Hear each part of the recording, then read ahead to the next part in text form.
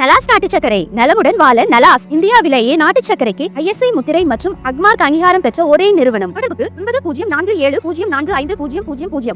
பீகார்ல ராகுல் காந்தி நடைபயணத்துல ஸ்டாலினும் கலந்துக்கிறாங்க. எல்முருகன் வேற சொல்லியிருக்காரு, இப்ப ஹிந்தி கொள்கைக்கு எதிராக அவர் இது பண்றாரு. அங்க போய் என்ன மொழியில பேசுவாரு? அவருக்கு அங்க ஹிந்தியில பேசினாலும் புரியாது, தமிழ்ல பேசினாலும் அங்க புரியாது. அங்க போய் என்ன மொழியில பேசுவாருன்னு ஸ்டாலின் கேள்வி. மாண்புமிகு முருகன் அவர்கள் எனக்கு நல்ல நண்பர். எங்கள் நாமெல்லாம் மதிக்கின்ற ஒரு நல்ல நண்பர். அதே நேரத்தில் இந்தியா என்பது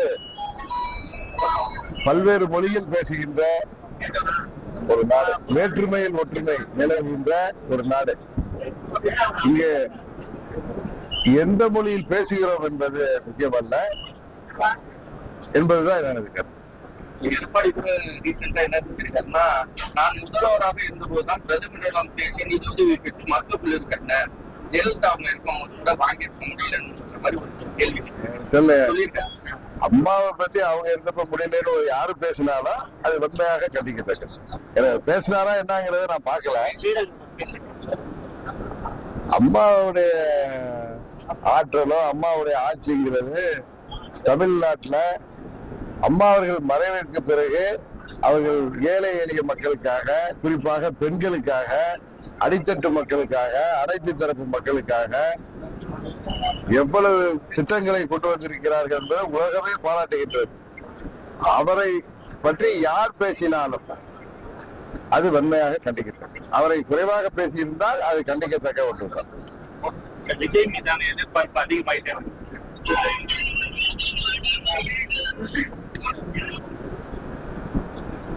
திரு விஜய் அவர்கள் பற்றி உங்க போன ஊடகத்தில் உள்ளவங்க, இந்த போல் ஸ்டார்ஸ் எல்லாம் இருக்காங்க, நிறைய பேர் அனுபவம் மிக்கவர்கள். எல்லார் கருத்துக்களையும் நாம் ஊடகங்கள்லயும் அவங்கள்ட்ட பேசுறதை கேட்கிறோம். அவர் இந்த முறை தேர்தலில் எப்படி மறைந்த புரட்சி கலைஞர் விஜயகாந்த் அவர்கள் 2006 தேர்தலின் போது ஒரு இம்பாக்ட கொடுத்தாரோ அது போல கொடுக்கின்ற வாய்ப்பு இருப்பதாக நான் கருதுகிறேன். அது எல்லா கட்சிகளுக்குமே பாதிப்பை உருவாக்கலாம் என்றுதான் நான் சொல்லுவது யதார்த்தம். அதுக்காக கூட்டணி போறேன், அதனால நான் ஒண்ணு பேசுறேன். நான் எப்ப யதார்த்தத்தை பேசுறவன், ஏன்னா நான் கேள்விப்படுறதும் வேற இடங்கள்ல உங்க போன ஊடக நண்பர்கள் நான் போற இடங்கள் சொல்வதும், இந்த பல இடங்கள்ல சர்வே எடுப்பவர்கள் சொல்வதை பார்த்தா 2006 தேர்தல் போல ஏதோ ஒரு இம்பாக்டை உருவாக்கலாம் என்று நான் தேமுதிக அணி எந்த அணியில கூட்டணி வச்சுக்கிறோமோ அந்த அணி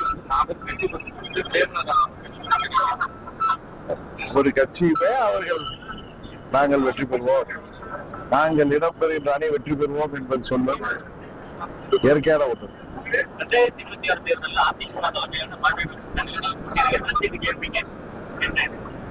நான் உங்களுக்கு பல முறை சொல்லி வர்றேன், உங்களுடைய கேள்விகள் யூகங்கள்லாம் it's too early to discuss about all those things. December மாதத்துலதான் எனக்கு தெரியுது. நான் பல முறை சொல்லிட்டு வரேன், எங்களது கூட்டணி எல்லாம் ஒரு இறுதி வடிவம் படம். அதுக்கு பிறகு இதை பற்றி எல்லாம் பேசும். கூட்டணி பத்தி அதாவது இப்ப தேமுதிக சொல்லியிருக்காங்க 9ஆம் தேதி மாநாடு நடக்குது, அதுல என்னோட கூட்டணி அறிவிப்போம். நான் அதுக்கு நீங்க கேக்குறீங்க கூட்டணி பத்தி சொல்லுங்க. நான் 2024 தேர்தல்ல பாரத பிரதமர் மோடி அவர்கள் 3வது முறையாக பிரதமராக வருவதுதான் நாட்டின் பாதுகாப்பிற்கும், நாட்டின் வளர்ச்சிக்கும், நாட்டின் எதிர்காலத்திற்கும் நல்லது என்கிற அடிப்படையில எந்தவித கண்டிஷனும் இல்லாம அன்கண்டிஷனலா நான் சப்போர்ட் பண்ணி அந்த கூட்டணியில போனேன். திரு நயினார் நாகேந்திரன் அவர்கள், ஏன்னா சில பேர் ஊடகத்தை சொல்றப்ப அவர் எந்த கூட்டணியில இருக்காருன்னே தெரியல, அவரா சொல்லு, நானா சொல்லல, திரு நயினார் நாகேந்திரன் அவர்கள் பாரதிய ஜனதா கட்சியின் மாநில தலைவர். அவர் தான் அபிஷியலா the person who will talk about it. அவரிடம் நீங்க இந்த கேள்விகளை கேட்பதுதான் நன்றாக இருக்கு. தேசிய ஜனநாயக கூட்டணி.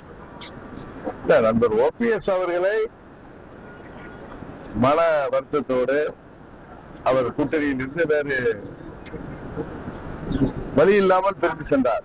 அவரை டெல்லியில உள்ள பாஜகவின் தலைவர்கள் அவரை சமாதானம் படுத்தி மீண்டும் கூட்டணிக்கு கொண்டு வருவது நல்லது என்பது எல்லோருக்கும் தெரியும்.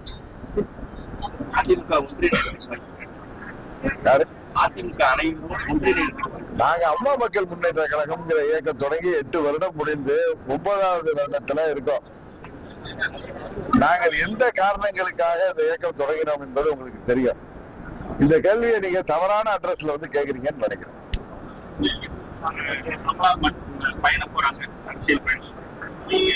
நாங்க வந்து ஒவ்வொரு தொகுதியா போய் தொண்டர்களையும் நிர்வாகிகளையும் இயக்கத்துக்கு வளர்ச்சிக்கு பணியாற்றுகின்ற கிளைக்கழக செயலாளர்கள், ஊராட்சி செயலாளர்கள், கிளைக்கழக நிர்வாகிகள், பேரூராட்சி செயலாளர்கள், நிர்வாகிகள், நகராட்சி, ஒன்றியம் மற்றும் மாநகராட்சி பகுதி, மாநகராட்சி பகுதிகள் போன்ற பகுதிகளில் உள்ள கட்சி நிர்வாகிகளை தேர்தலுக்காக தயார்படுத்திக் கொண்டிருக்கிறோம்.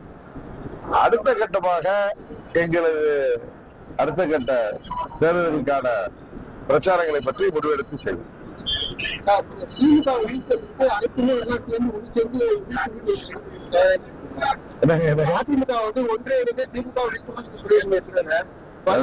அதிமுக நான் சொல்லல, நீங்க வந்து கொஸ்டினே நீங்க போய் போல மாத்தி மாத்தி கேக்குறீங்க. நம்ம ஊர்லயே அப்படிதான் கேக்குறீங்க.